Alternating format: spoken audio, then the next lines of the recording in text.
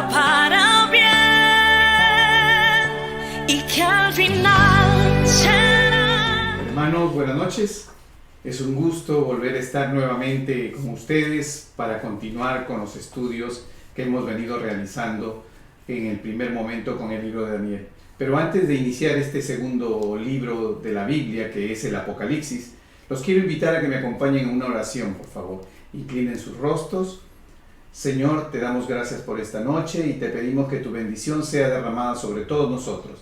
Te pedimos que tu Espíritu Santo sea quien nos guíe en todo momento, que vaya delante de nosotros, Señor, abriéndonos el camino para que nosotros podamos entender tu palabra, Señor, que ponga la sabiduría, el conocimiento y la iluminación que corresponda, Señor, a esta clase y a cada momento que tú has designado para nosotros. Gracias, Señor, porque eres el ebenecer de nuestras vidas y te pedimos que así sea, Señor, durante todo el tiempo que nosotros somos guiados al propósito que tú has extendido para cada uno de nosotros. Te lo pedimos, Señor, en el precioso y maravilloso nombre de nuestro Señor Jesucristo. Amén y amén. Hermanos, en esta oportunidad vamos a estudiar el libro de Apocalipsis. El libro de Apocalipsis es muy conocido porque contiene un detalle muy preciso sobre lo que es los tiempos finales. Asimismo, este libro no está escrito de manera regular, con un lenguaje ordinario donde nos especifique, nos detalle hechos precisos en los cuales nosotros podamos identificar. Es un libro que de una u otra manera está conteniendo figuras, está conteniendo personajes que nos llevan a nosotros a identificarlos. La primera interpretación que le vamos a poner a este estudio se encuentra de la propia Biblia, porque sabemos que la Biblia se interpreta a sí misma. Hemos venido viendo a través de la trayectoria de estos estudios que la Biblia va identificando qué cosa es o qué cosa se refiere cuando se refiere a una figura específica en la palabra de Dios y está hablando de muchas aguas, o está hablando de un mar y sabemos que estamos hablando de mucha gente, de pueblos, y así sucesivamente vamos a ir viendo una que otra figura. Pero es necesario, antes de entrar de lleno y iniciar esto con el capítulo 1, tener un antecedente, tener un contexto de lo que realmente estaba sucediendo en aquel tiempo.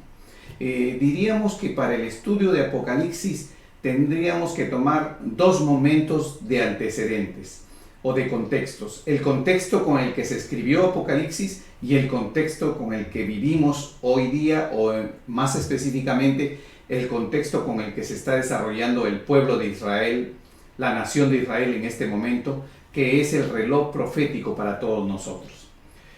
Con relación al Apocalipsis, en el tiempo en que fue escrito por el apóstol Juan, sabemos que el apóstol Juan había sido exiliado a la isla de Patmos. La isla de Patmos es una isla que se encontraba bajo el dominio del Imperio Romano. Sabemos que es el cuarto imperio que se detalló en el sueño del rey Nabucodonosor, el imperio de hierro, que es el Imperio Romano. Este Imperio Romano es un imperio poderoso, fuerte, lo conocemos porque además es partícipe de lo que es el desarrollo del ministerio de nuestro Señor Jesucristo. Durante todo este tiempo de dominio del Imperio Romano, en los últimos momentos de lo que constituyeron la vida de los 12 apóstoles, el último que murió fue el apóstol Juan, el apóstol amado, como lo conocemos. Y el apóstol Juan escribió la revelación que recibió a través de un ángel y que Dios se le entregó a nuestro Señor Jesucristo. Y esta revelación, cuando Él entrega, la copia tal cual Él la ha recibido. Pero sabemos que nuestro Señor, que es el conocedor de todas las cosas, que es el que tiene el dominio de todas las cosas, que es el que anticipó que Juan es el que quedaría hasta el final, cuando lo hemos leído en la palabra, cuando Pedro le pregunta ¿y qué es de este? Y él dice, bástate contigo con hacer lo que yo te pido a ti, porque él hará conforme al plan que Dios tiene. Se conoce a través de la historia que los romanos trataron de matar a Juan, pero no pudieron, porque la voluntad de Dios tiene el control sobre todas las cosas. Por eso sabemos que aun cuando fue exiliado en la isla de Patmos, el Señor tenía el control. Y tenía el control porque de una u otra manera, para que él pudiera escribir el Apocalipsis, necesitaba ese aislamiento, necesitaba esa calma, ese retiro en ese lugar, que no era un lugar bonito ni era un lugar cómodo, pero era un lugar donde él podía desempeñarse y desenvolverse. Aún así, sabiendo que tenía el control del Imperio Romano, sabemos que de una u otra manera la carta que escribió de Apocalipsis el apóstol Juan no podía ser una carta directamente escrita en forma literal con palabras reconocibles, porque si no el Imperio Romano seguro que hubiera visto el contexto de la carta y la hubiera pensado que era una carta subversiva o una carta que iba a hacer o iba a levantar movimientos, que era lo que ellos ya no querían, lo que era el movimiento cristiano.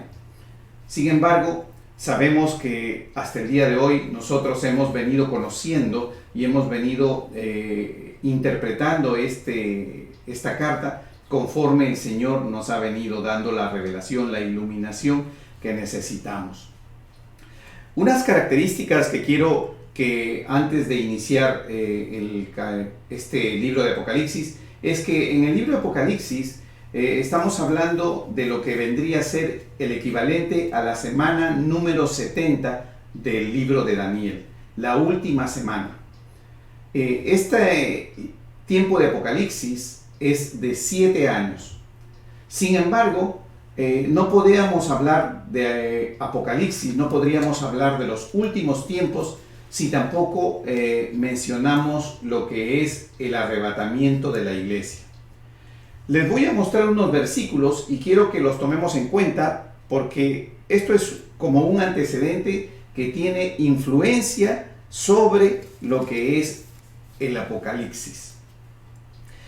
El arrebatamiento de la iglesia o el rapto de la iglesia, que muchos conocemos y estamos esperando, lo podemos ver en Primera de Tesalonicenses, capítulo 4, del versículo 16 al 17. He citado los versículos exactos para mostrar la idea que quiero. En cada capítulo que yo cito, hay más versículos que hablan al respecto. Pero para lo que voy a exponer es precisado 2 versículos. No significa que son los únicos versículos que se refieren exactamente al momento del arrebato de la iglesia. En este versículos de Tesalonicenses, en el 16 dice: porque el Señor mismo, con voz de mando, con voz de arcángel y con trompeta de Dios, descenderá del cielo, y los muertos en Cristo resucitarán primero. Luego nosotros, los que vivimos, los que hayamos quedado, seremos arrebatados juntamente con ellos en las nubes para recibir al Señor en el aire, y así estaremos siempre con el Señor. Ustedes se dan cuenta que este versículo es un versículo muy detallado. Nos habla de que la iglesia va a ser transformada. Cuando hablo de la iglesia hablamos de nosotros, los santos, o aquellos que hemos creído y obedecido la palabra de Dios, porque no es solo creer, porque no es solo declarar por fe que creo en el Señor Jesucristo, que creo que vino a esta tierra, que es Emmanuel, que murió por mis pecados y que fue levantado y que se encuentra en la diestra del Señor Padre. No es suficiente esto. ¿Por qué? Porque sabemos que lo que declaramos con nuestra boca tiene que estar puesto ¿en dónde? En nuestro corazón. Dice así la palabra, en Romanos nos dice así la palabra, que debe estar profundamente convencido en nuestro corazón. No solo de palabra, también de corazón. Y sabemos que Santiago dice que una fe sin obras es una fe muerta. Y cuando habla de obras no estoy hablando específicamente de ir y hacer una u otra gestión. La primera obra de fe que debemos mostrar que tenemos esa fe es la obediencia. Esa es la primera obra. La primera obra es la obediencia, hacer lo que el Señor nos pide. Si nosotros hacemos lo que el Señor nos pide, entonces estamos reafirmando nuestra fe que hemos declarado con nuestra boca y hemos creído en nuestro corazón. La estamos haciendo materialmente visible.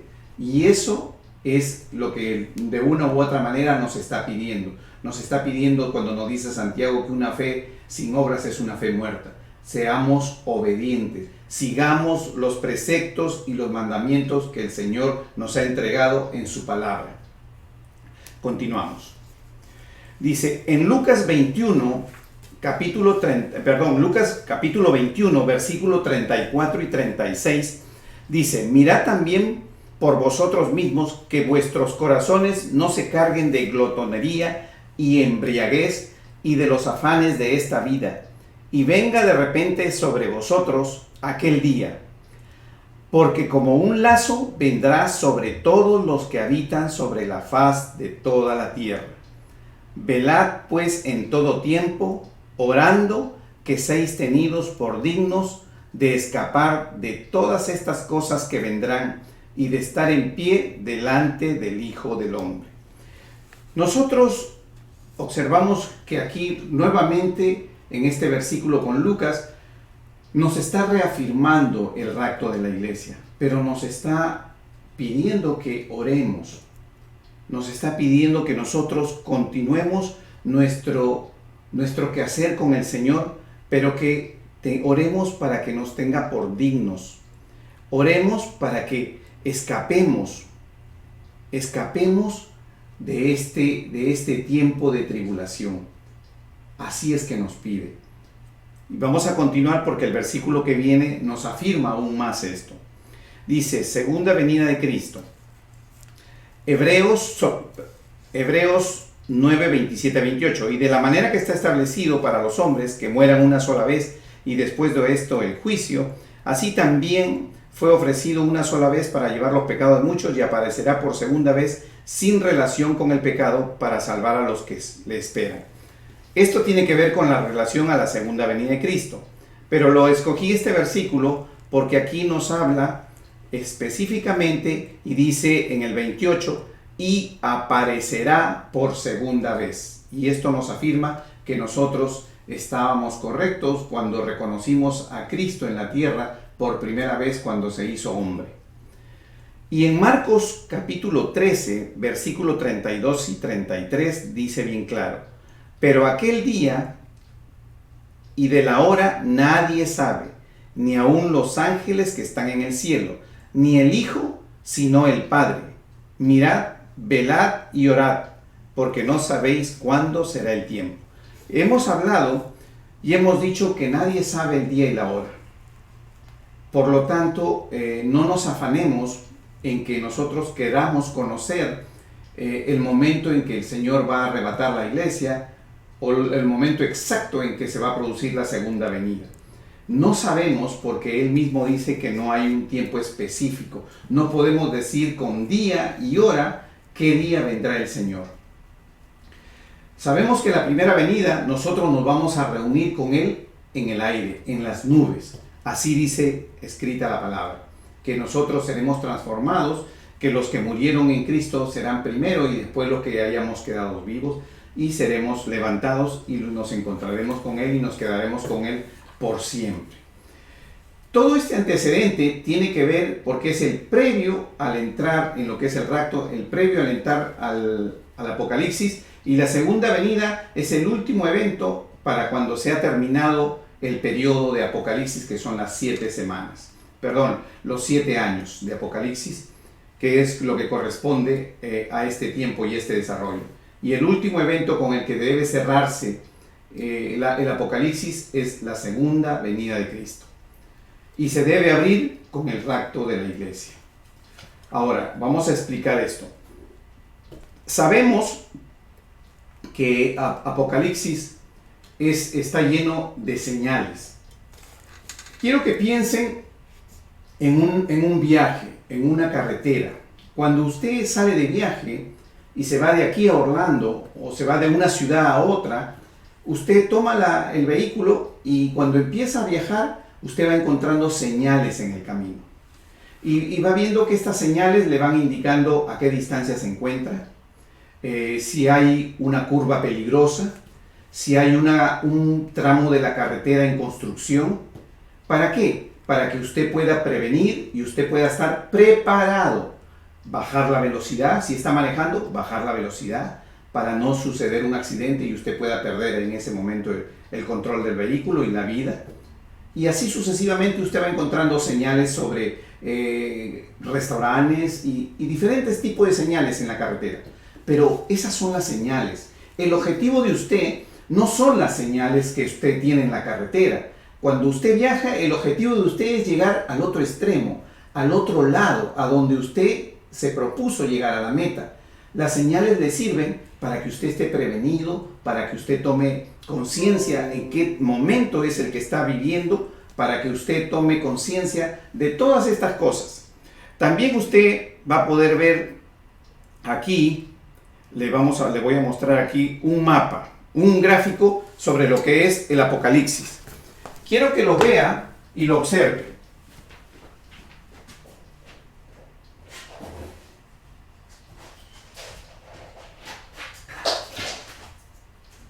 Se da cuenta que en ese gráfico del Apocalipsis tenemos nosotros varios elementos.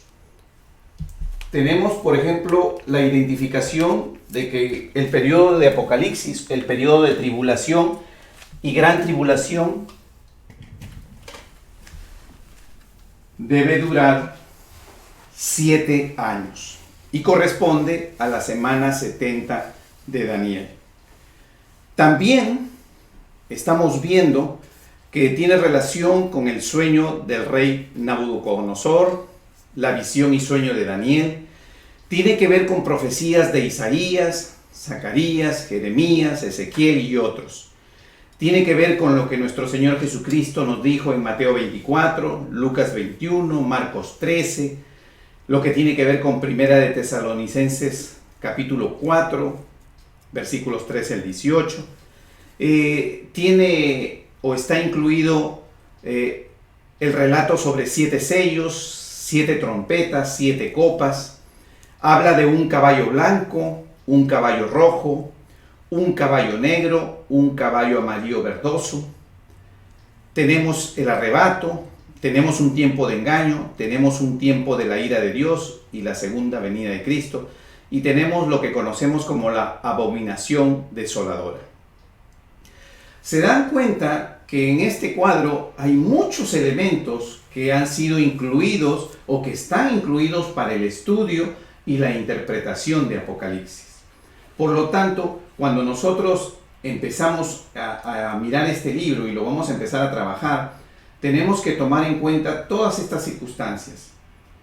Y aún así, sabiendo que todo esto y todas estas circunstancias están rodeadas, están inmersas y tienen alguna injerencia para la interpretación o para el conocimiento de todas estas cosas, el Señor nuestro Dios, Él desde un principio, si nosotros vemos la palabra de Dios, aún desde Génesis, cuando el Señor creó el mundo, el universo, la tierra, creó el hombre, aún cuando creó el hombre, en los primeros años que el hombre vivió, ya el Señor había previsto que esto iba a pasar. Ya el Señor emitió, diríamos, su primera profecía bíblica.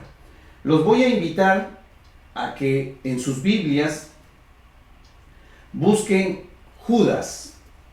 El libro de Judas se encuentra antes del libro de Apocalipsis, para aquellos que no tienen mucho manejo.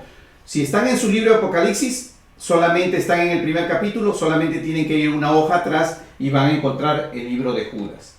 En el libro de Judas, quiero que me acompañen y vayamos al versículo 14. Judas, versículo 14. Judas solo tiene un capítulo. En el versículo 14 de este libro dice: de estos también profetizó Enoc, séptimo desde Adán, diciendo: he aquí, vino el Señor con sus santas decenas de millares.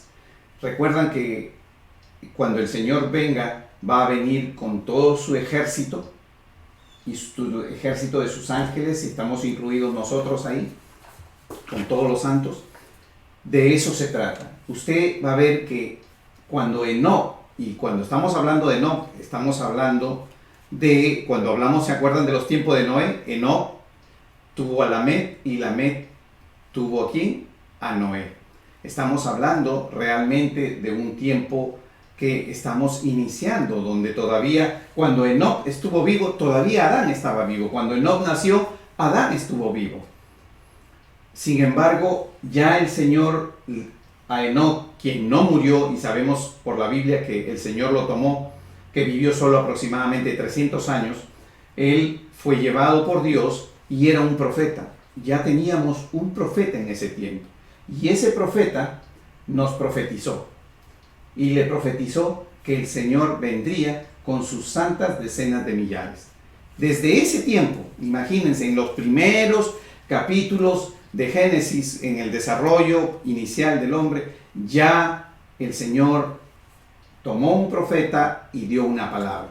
Y como hemos visto, cada momento ha tenido una palabra que se ha venido dando cada día más específica. Si tomamos la de Enoc, sabemos que es una cosa muy genérica, muy pequeña, pero muy genérica y muy entendible y comprensible hoy, que ya conocemos todo el recorrido que ha pasado. Porque si esto lo hubiéramos tenido que interpretar mucho antes de Daniel, no hubiéramos podido saber a qué específicamente se estaba refiriendo. Y esa es la característica de lo que es este libro de Apocalipsis. Vamos a tratar de entender hasta donde Dios, a través de su Espíritu Santo, nos conceda la oportunidad de conocer, de entender y nos ilumine para que nosotros podamos recibir el mensaje que Él quiere transmitir. Continuamos. Por eso, en este gráfico que yo les mostré ya, ustedes ven que son muchas las cosas que vamos a estudiar y vamos a intervenir. Por eso que les pongo esta forma genérica para que nos demos una idea de cómo es que tenemos que examinar esto. Ahora, también es necesario que ustedes conozcan lo que es Israel y lo que es las fronteras de Israel, los países que están colindantes con Israel. Tenemos el Líbano, Siria, Jordania, Egipto, y tenemos aún atrás de Jordania Arabia Saudita. En estos momentos, el día de hoy, si ustedes han visto las noticias, han visto que en la Casa Blanca hoy se ha estado firmando un acuerdo de paz entre los países de Arabia con Israel. Los países árabes han combatido a Israel durante todo el tiempo de su historia. Los países árabes profesan el Islam y ellos están en contra de Israel porque para ellos Israel, cuando se le entregó la nación a Israel, el territorio de Israel, eso comprendió que a ellos les quitaran parte de este terreno, parte de este territorio.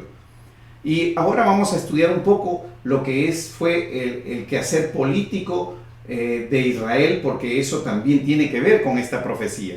Pero se dan cuenta ustedes cómo vemos aquí, y es importante que tratemos de identificar y memoricemos esto: Líbano, Siria, Jordania, Egipto y Arabia Saudita. Y hemos dicho Arabia Saudita, en este momento, hoy específicamente, han pasado por televisión que está haciendo un acuerdo de paz. Algo que no es realmente común, que es algo que no se ha esperado. A través de la historia hemos visto cómo el pueblo de Israel fue evolucionando. Y sabemos que llegaron a los tiempos del Imperio Romano. En el Imperio Romano se construyó el templo, el segundo templo, que fue a su vez destruido en el año 70 después de Cristo. Sin embargo, venido después de esto, iniciada la persecución de la iglesia, los israelitas perdieron el territorio, y las conquistas y las guerras a través del tiempo continuaron. En el año 636, los árabes toman dominio de todo ese territorio. Los árabes conquistan lo que es Jerusalén. Usted, cuando mira Jerusalén, las fotos actuales, usted ve lo que conocemos como el Domo de la Roca. Esa bola dorada que está en donde supuestamente debe construirse el templo, desde el tercer templo de Jerusalén. Ese lugar es ahora del Islam y sabemos que está el Domo de la Roca.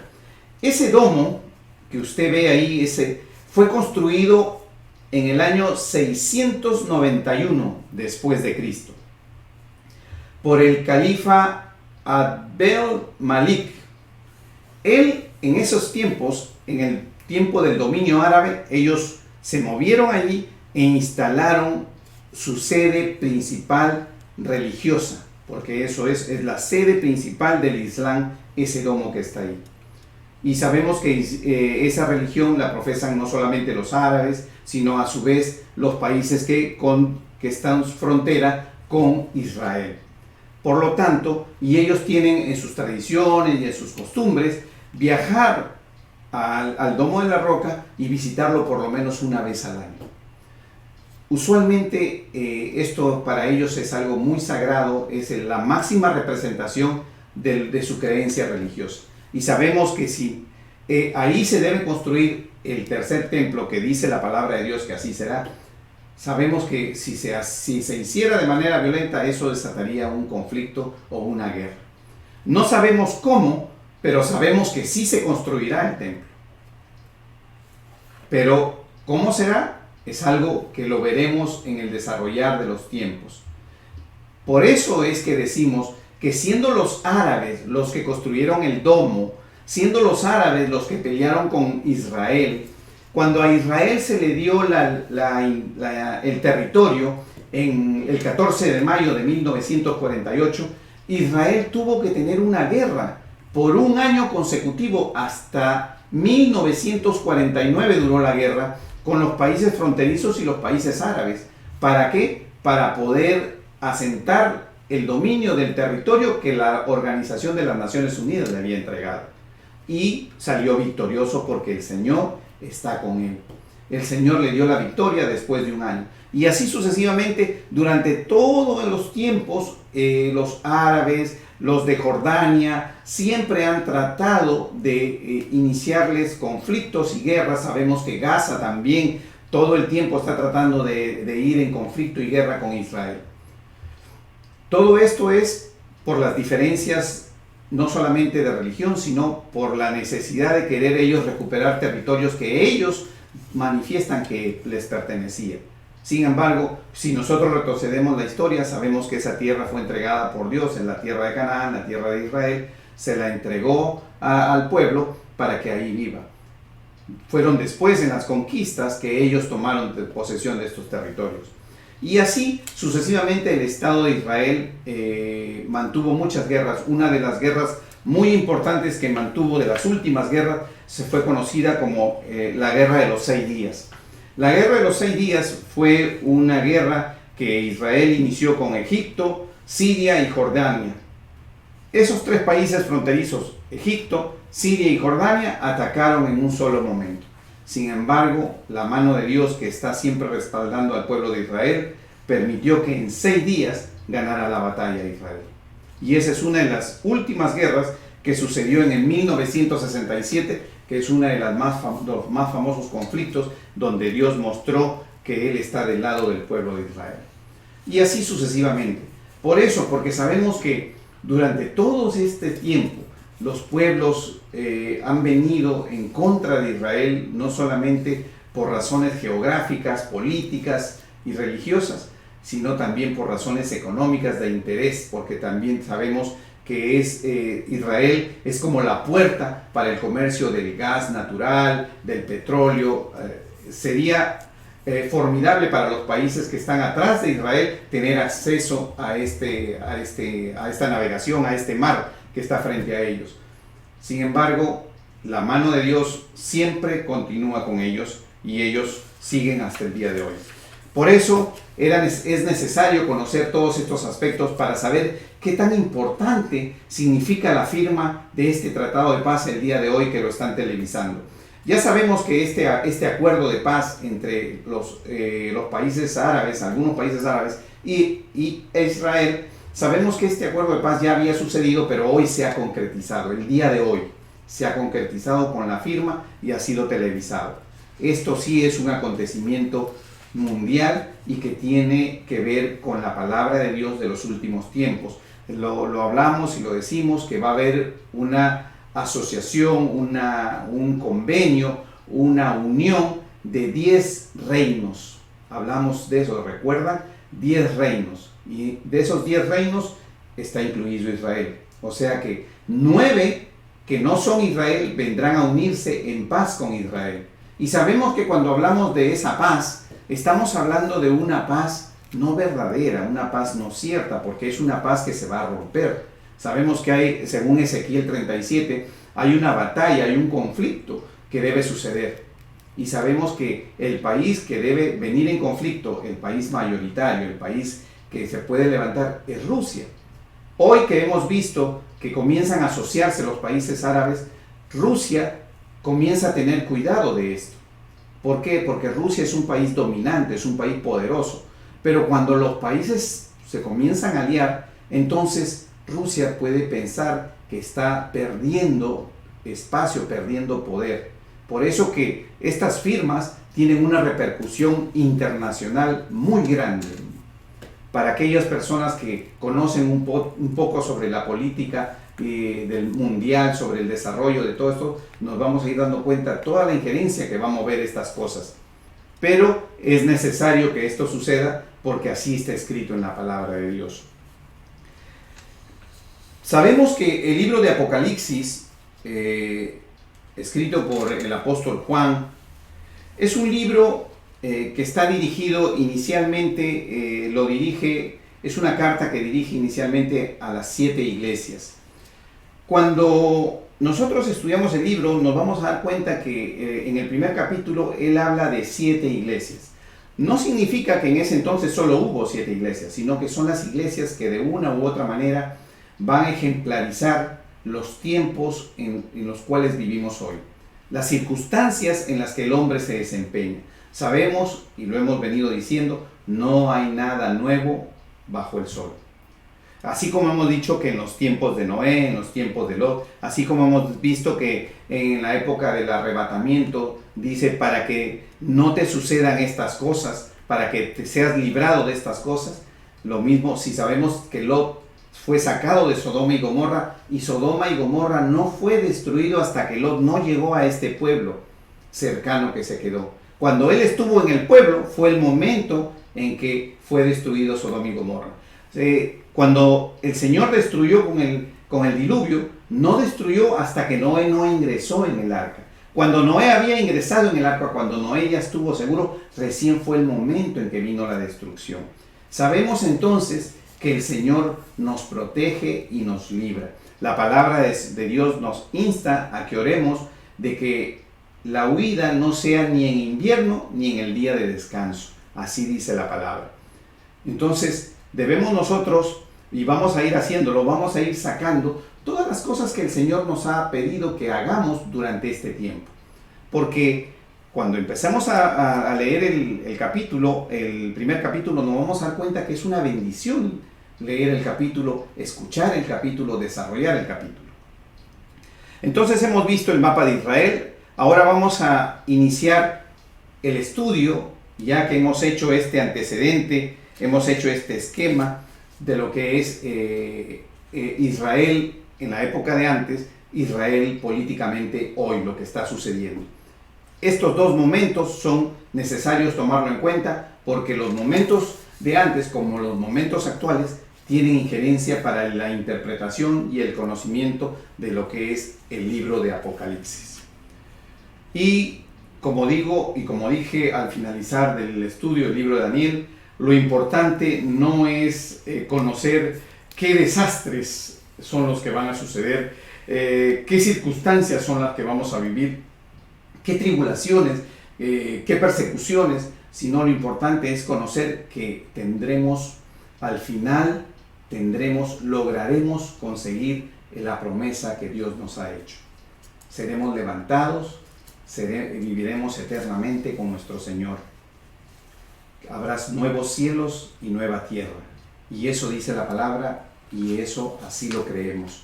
Y por eso actuamos en fe y hacemos esto. Recuerden que todo lo que vamos a estudiar son las señales del camino. Nada más. No nos detengamos en las señales. No le prestemos más importancia en la señal. Cuando usted viaja, usted no se detiene ante una señal, solo la mira, la observa. ¿Y eso para qué le sirve? Y lo dice la palabra de Dios y nos vamos a ver aquí, para estar preparado, por si acaso más adelante el camino lo estén reparando, por si acaso más adelante no vaya a ser que haya una curva brusca y perdamos el control. Para eso nos sirven las señales, para estar preparado. Y el Señor así nos la ha dado. Esa es la verdadera intención. Hay personas que se sientan a estudiar el Apocalipsis y están concentradísimos y deseosos de ver cuándo son las señales. Están tan abocados a las señales que han perdido la orientación a dónde van. Que han perdido la orientación por qué tienen que conocer el libro. Y de ahí vienen las inseguridades y los temores. Hay quienes tienen temor de lo que va a suceder. ¿Por qué? Porque están pensando solo en las señales y no piensan en la retribución, no piensan en la promesa que van a recibir cuando lleguen al final del camino, cuando lleguen las circunstancias, lo que les va a suceder cuando ellos sean obedientes, cuando nosotros todos sigamos la palabra de Dios y cumplamos los preceptos, seremos levantados y seremos librados de todas estas cosas. Pero aún así, no perdamos la orientación. Empezamos. Apocalipsis capítulo 1, versículo del 1 al 8. La revelación de Jesucristo. La revelación de Jesucristo que Dios le dio para manifestar a sus siervos las cosas que deben suceder pronto. Y la declaró enviándola por medio de su ángel a su siervo Juan, que ha dado testimonio de la palabra de Dios y del testimonio de Jesucristo y de todas las cosas que ha visto. Observen ustedes este versículo 2, que dice que ha dado testimonio de la palabra de Dios y del testimonio de Jesucristo y de todas las cosas que ha visto.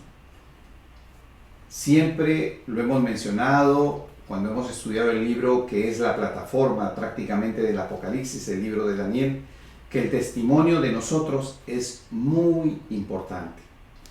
El testimonio de nosotros son los hechos que van a hablar de nosotros y nos van a identificar. Cuando nosotros leemos la palabra, vamos a encontrar que el Señor dice, por sus actos los reconocerán. Nos conocerán por los actos, no por las palabras. Las palabras pueden ser muy elocuentes, las palabras pueden ser muy bonitas, muy agradables, muy sugestivas, muy convincentes, pero si no están acompañadas de actos, si no están acompañadas del desempeño, del desarrollo, del cumplimiento, de la obediencia de los preceptos y los mandatos de Dios, entonces no podremos ser considerados como hombres de testimonio de la palabra de Dios y de lo que nuestro Señor Jesucristo nos instruyó aquí en la tierra. Y este es uno de los requisitos para que nosotros podamos ser levantados con la iglesia también, que nosotros seamos testimonio. Y dices así, ¿no? Versículo 3, bienaventurado el que lee y los que oyen las palabras de esta profecía y guardan las cosas que en ellas está escrita, porque el tiempo está cerca. ¿Qué nos está diciendo? Bendecidos somos por leer este libro. O sea que leer este libro nos trae una bendición. Hay personas que no quieren leer el libro, hay personas que antes de empezar a querer entender, ya dicen, yo no entiendo el Apocalipsis. Recuerden los versículos que puse cuando iniciamos Daniel. La palabra fue escrita para los simples. Lo que no entendamos hoy es porque el Señor no nos ha entregado la iluminación. Si usted se sienta a leer Apocalipsis tratando de que usted debe entender el 100% del libro, entonces el problema es con qué perspectiva usted se sentó a leer el libro. Se sentó a leer el libro porque usted quiere que el libro le diga hasta el último detalle de todo lo que va a suceder en el tiempo y en el momento que va a suceder. ¿Y qué dice la palabra de Dios? La palabra de Dios dice que nadie sabe el día y la hora. Por lo tanto, los eventos tienen que ir siendo descubriéndose poco a poco. Y se los va mostrando. Y hemos visto cómo una profecía de Enoch, en un versículo que habla de los últimos tiempos, diciendo de que el Señor vendrá, habla de la segunda venida de nuestro Señor Jesucristo, cuando se refiere en ese versículo. Vemos las profecías de Nabucodonosor, muy genéricas, las de Daniel un poco más detalladas, y ahora las de Juan muy específicas. Pero el entendimiento viene sucediendo poco a poco, incluyendo Juan. No entendió la palabra que recibió, pese a que estuvo en qué, dice, y cuando leamos vamos a ver una circunstancia. Juan dice, estuve en el Espíritu, fui llevado en el Espíritu, y aún estando en el Espíritu, no entendió las cosas completamente. ¿Por qué? Porque no eran dadas para este tiempo, eran dadas para este tiempo, para el tiempo del fin. Por eso hoy nosotros, cuando leemos Apocalipsis, tenemos que leerlo de manera espiritual. Tenemos que tratar de verlo con el Espíritu para que nosotros podamos recibir del Espíritu Santo esa iluminación y poder comprender la palabra. Continuamos. Dice, bienaventurado el que lee, el que oye y el que cumple. Guardar significa cumplir, y aquí nuevamente nos hace mención de esto. Dice en el versículo 4, Juan a las 7 iglesias que están en Asia, gracia y paz a vosotros del que es, que era y el que ha de venir, y de los 7 espíritus que están delante de su trono. Ya sabemos que estamos hablando que en el primer capítulo él se va a dirigir a 7 iglesias.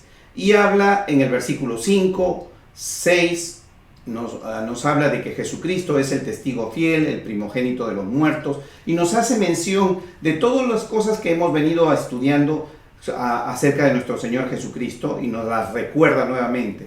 Y nos dice en el 6, nos hizo reyes y sacerdotes, ¿no? Y he aquí, dice en el versículo 7, y he aquí viene con las nubes, y todo ojo le verá, y los que le traspasaron, y todos los linajes de la tierra harán lamentación por el sí y el amén.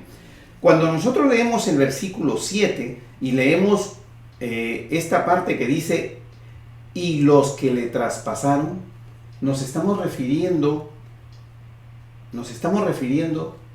al tiempo de la crucifixión. Sabemos que cuando dice los traspasaron, se está refiriendo al momento en que lo traspasaron con los clavos, que lo traspasaron con la lanza, lo clavaron en una cruz. Estamos hablando de aquellos hombres que intervinieron en la crucifixión de nuestro Señor Jesucristo, o aquel pueblo romano que intervino en la crucifixión de nuestro Señor Jesucristo, incluyendo los que los traspasaron, incluyendo, podríamos ampliar el concepto, no lo podríamos definir hasta dónde lo está haciendo el Señor, porque de una u otra manera los que lo entregaron para crucifixión, sabemos, es el pueblo judío que no lo reconoció y prefirió dejar libre a Barrabás y no a nuestro Señor Jesucristo. ¿Se dan cuenta? ¿Eso qué nos implica? Nos implica de una u otra manera que si ellos lo van a ver, estamos hablando de una posible resurrección en ese momento. Porque estas personas que los traspasaron, sean unos o sean los otros, o sean ambos, estas personas ya murieron hace muchísimos años. Entonces, si lo van a ver, posiblemente son porque van a ser levantados, resucitados, o tal vez, no sé, es un misterio poder interpretar en este momento de manera precisa, de manera inequívoca. Lo que estoy dando en este momento es una opinión, un concepto, basado en lo que conocemos, en lo que el Señor nos ha entregado. Pero es un misterio que ahí está escrito cuando dice los que lo traspasaron. Continuamos. Dice en el 8, dice, yo soy el alfa, la omega, el principio y el fin, dice el Señor, el que es, el que era y el que ha de venir, el Todopoderoso. Esto ya lo conocemos y lo hemos seguido viendo. Ahora, les puse aquí un mapa de lo que son las 7 iglesias, para que nos demos cuenta.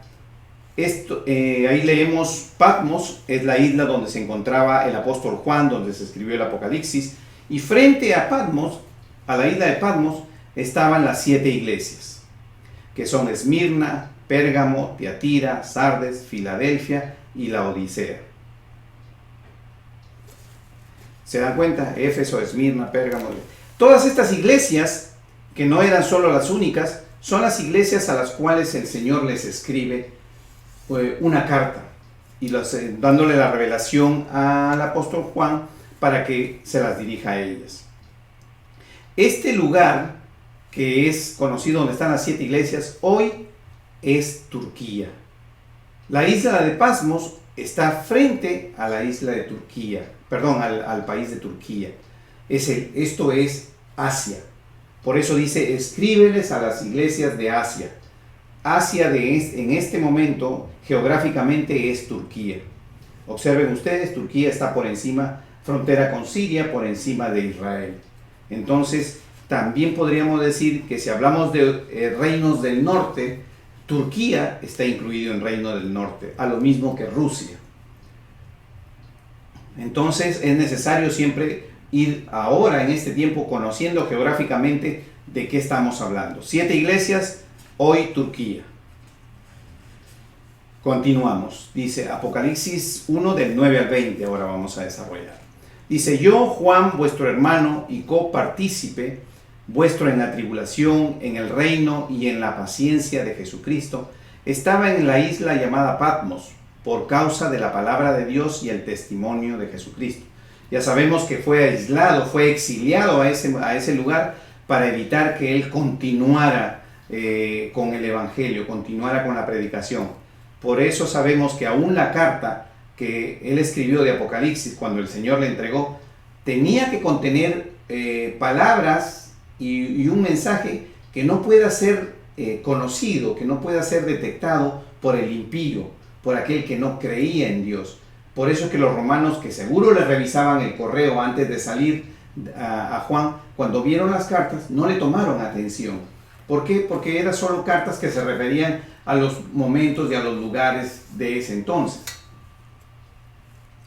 Dice, yo estaba en el Espíritu, observen, él estaba en el Espíritu en el día del Señor, y oí detrás de mí una gran voz como de trompeta, que decía, yo soy el Alfa y la Omega, el primero y el último.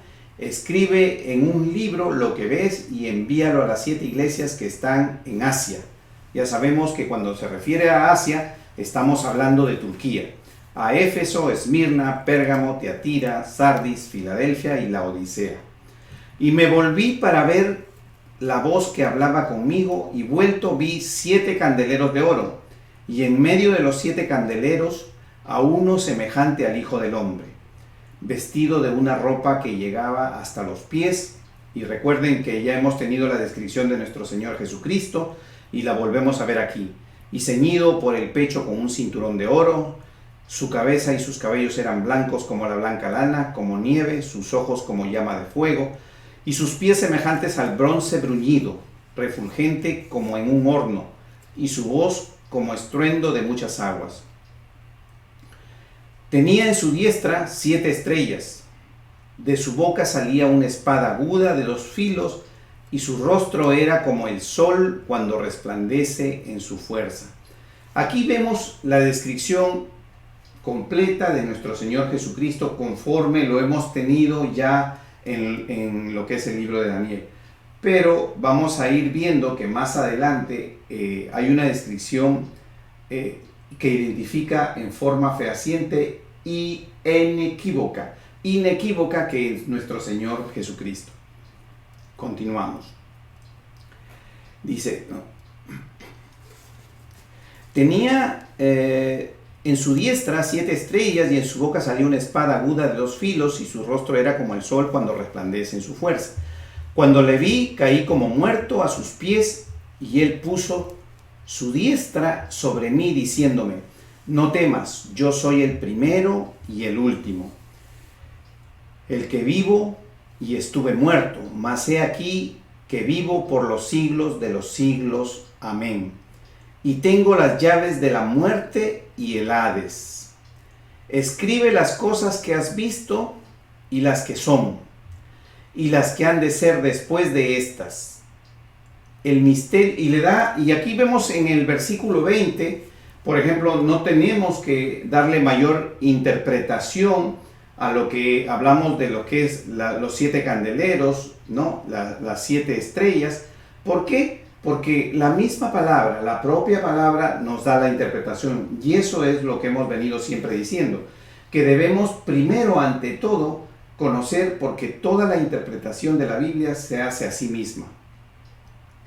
Y nos dice en el versículo 20, el misterio de las 7 estrellas que has visto en mi diestra y de los 7 candeleros de oro, las 7 estrellas son los ángeles de las 7 iglesias. Se refiere a los pastores, aquellos líderes que conducen la iglesia. Y los 7 candeleros que has visto son las 7 iglesias. O sea que nos está refiriendo que en este momento le está escribiendo a los pastores y a la iglesia. A través de sus líderes les va a hacer conocer, y a la iglesia, todo lo que es, más adelante lo vamos a ver, lo que tienen de bueno, lo que han hecho de malo o lo que tienen de deficiente en su quehacer y en su caminar con la palabra de Dios. Y así nosotros vemos que este capítulo, el capítulo primero, termina, y en el capítulo segundo comienza ya a detallar las iglesias. En el siguiente capítulo nosotros vamos a detallar las iglesias conforme a lo que la palabra nos dice. Y es necesario, porque Apocalipsis no solamente trata de profecía directamente, no es que yo estudie Apocalipsis y comienzo a decirte, bueno, el rapto de la iglesia empieza aproximadamente bajo estas circunstancias y después de los 7 años debe suceder esto. Eso va a venir más adelante.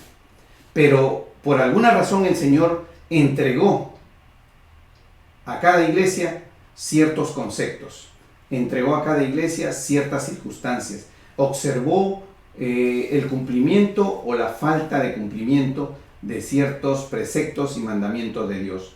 Y eso es necesario tomar en cuenta, porque nos va a ir hablando a nosotros.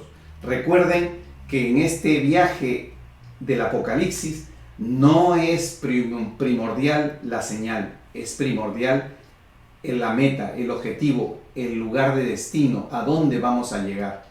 Y por eso, a través de lo que es el desarrollo de las 7 iglesias, nosotros vamos a ir adquiriendo ese conocimiento para estar preparados. Ya hemos dicho que una señal es para que nosotros nos preparemos y no podamos caer, equivocarnos. Recuerden que el enemigo va a tratar de engañarnos, y dice la palabra que aún los escogidos serán engañados. Por eso que es necesario que sigamos este estudio conforme al Señor nos ha entregado, porque no hay nada que no se haya escrito que no tenga una razón en esta palabra. Sabemos que es luz para nuestros pies esta palabra, que esta palabra es la que nos va a bendecir. Dice la palabra que el que lee, el que oye y el que cumple tendrá bendición sobre su vida. Es bienaventurado. Es parte de la herramienta necesaria que nosotros necesitamos conocer en este tiempo, en este último tiempo, para que no nos sorprenda, para que sepamos qué es lo que debemos hacer, sepamos qué es lo que debemos cumplir, sepamos qué es lo que el Señor quiere de nosotros. Hermanos, ha llegado el tiempo, les agradezco su atención en este primer capítulo, primera clase que hemos desarrollado con una introducción para conocer lo que es Israel en los tiempos de antes y lo que es Israel ahora, y específicamente lo importante de lo que estaba sucediendo el día de hoy, que lo vimos en televisión. Por eso los invito a que me acompañen el próximo martes a las 8:30 de la noche para continuar con este estudio, y que el Señor nos hable a nuestros corazones y a nuestras mentes y nos abra esa iluminación, ese entendimiento para recibir el verdadero mensaje que Él quiere para nosotros. Dios los bendiga. Los veo el próximo martes a las 8:30 de la noche. Y descubrí que todo